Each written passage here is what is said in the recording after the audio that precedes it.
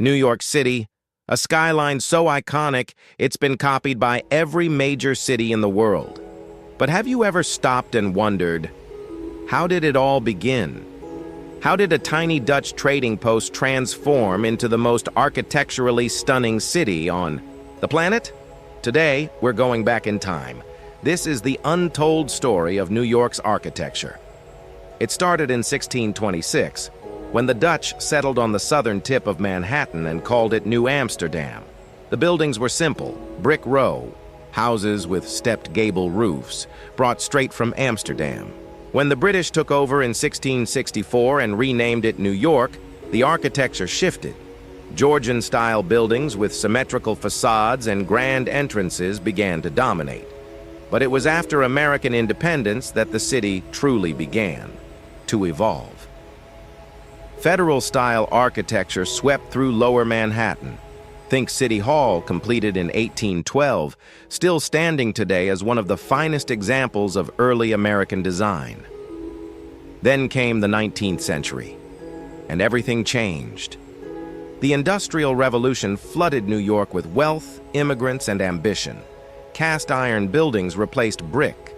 Steel made taller structures possible, and architects began dreaming bigger than ever before. By the late 1800s, the Beaux-Arts movement arrived from Paris, and New York went all in. Grand Central Terminal, completed in 1913, is perhaps the greatest example.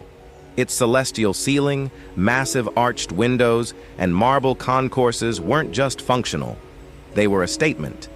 New York wasn't just a city anymore. It was a monument to human achievement. But the real turning point? The skyscraper wars of the 1920s and 30s. New York became a battlefield, not of weapons, but of height.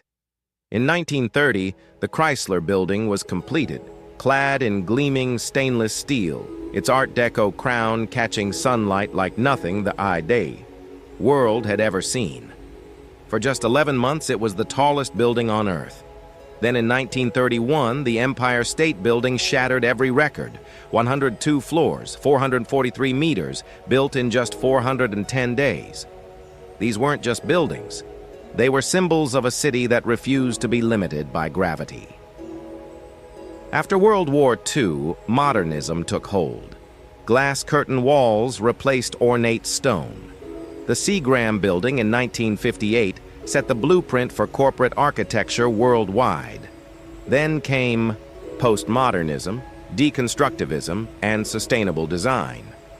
Today, Hudson Yards represents the newest chapter, a $25 billion development with futuristic towers and the iconic vessel structure that looks like it belongs in another century. And One World Trade Center, the Freedom Tower, standing at exactly 1,176 feet, a number chosen deliberately as a tribute to the year America was born. From Dutch brick houses to super-tall skyscrapers, New York's architecture is not just history. It's a living, breathing timeline of human ambition, and it's still being written.